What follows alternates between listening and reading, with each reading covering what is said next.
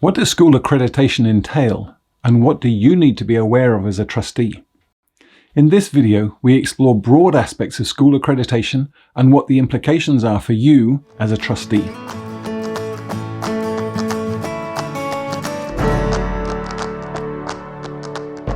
There are numerous school accreditation agencies, and each has their own set of standards that need to be met. There's no one prescribed set of standards for all international schools, and equally, not all accrediting agencies are equally recognized. Accreditation is like a stamp of approval, a way of saying that the school has been checked and found to be operating in line with the agency's framework.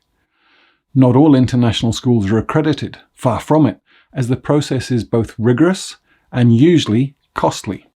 But those schools that do seek accreditation from an outside agency are actually saying, our standards in the school are in line with the generally accepted levels of quality as defined by X agency, whatever that agency is. Accreditation as a process is incredibly powerful in terms of school development. If we ignore the less rigorous agencies that operate more like a fee-paying membership and focus on a couple of the big names in international school accreditation, we can begin to appreciate how powerful accreditation can really be. If you're a CIS, that's the Council of International Schools, or NEASC, New England Association of Schools and Colleges, and the same would go for WASC and similar organizations, the accreditation is a significant mile marker for the school. These larger organizations have a multi-step approach to accreditation, such that there would be a preliminary visit first, a major self-study that typically takes a year or so to compile, before a visit of suitably qualified people. Sometimes accrediting teams are also synchronized, so there may be multiple agencies involved, which could include, for example, the IB if you're an IB school. The number of visitors for a full evaluation could be between 3 and 16, depending on the size of the school and the type of the visits. And pre-COVID, all of these would be conducted by people flying in to spend a week in the school. So you can see that the cost of the visit itself can become very expensive indeed, let alone fees and annual dues. So what do you need to know as a trustee? Well, let's take CIS first as an example. Now remember that it would be the school leadership and faculty that lead the school self-study phase, which would involve you as a trustee in some discussions, and also parents and students. But the implications for the board are much more than just the completion of the self-study. So CIS identify 8 domains, 9 if you're a boarding school. Each of these domains is broken down into standards, some of which are identified as core, and therefore essential that they're met in full to be accredited, while some are non-core. That doesn't make them unimportant, simply that they can be something the school is still working on, rather than a requirement to be completely compliant at the time of the visit. So the first domain for CIS, domain A, covers 6 standards looking at purpose and direction. So for example, standard A1 states, the school's purpose, direction, and decision-making are guided by clear and aspirational guiding statements that are appropriate for the needs of all constituent groups in the context of the school. That's a core statement. So from here you can see that it's essential that your guiding statements, the mission and vision, are living documents, that they are proactively used in the school in the decision-making process. This doesn't happen by chance.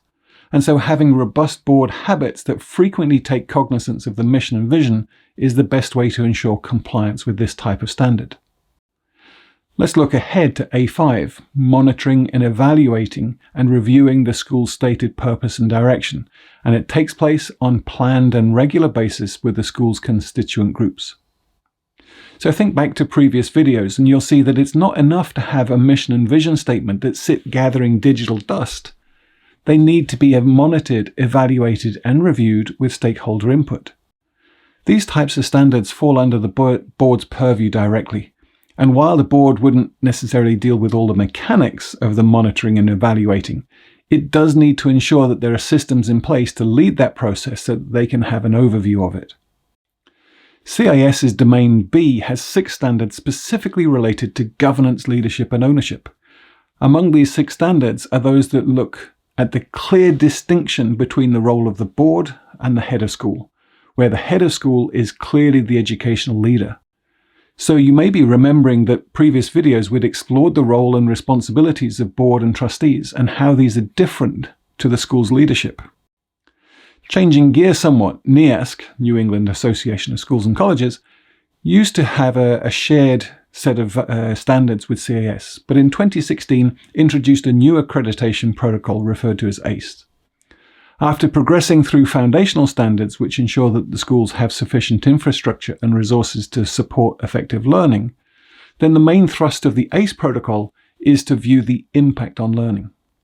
Schools exist fundamentally for children to learn, and so the 10 learning principles of ACE focus on how the school and its learning community organizes itself to support student learning and looks for the impact on learning rather than inputs or outputs of the process. Now, this approach can be a bit daunting and confusing to start with, since the language and expectations are different to a more compliance-based accreditation model. One of the ACE learning principles covers governance and leadership in the school, so that governance, leadership, and management support, embody, and promote the organization's intended learning impacts, norms, and values. One of the stated impacts says, governance, leadership, and management demonstrate a generative mindset, a focus on the future, and a strategic outlook when envisaging how best to support learners. So from this statement, you can see again how important it is to have a strategic intent as a board, and there are other videos in this series that explore what's meant by a generative mindset. But what does it mean? Well, that's a great question, and one of the common features among ACE schools is increased levels of dialogue and unpacking statements, assumptions, and impacts. In this context, it means that the board has the responsibility for the school's long-term success in terms of meeting the educational needs of the students and ensuring that the facilities, staffing, resources, and reserves are sufficient to meet those demands. All the issues that have been highlighted in this video series, but with a never-ending focus on the impact on learning.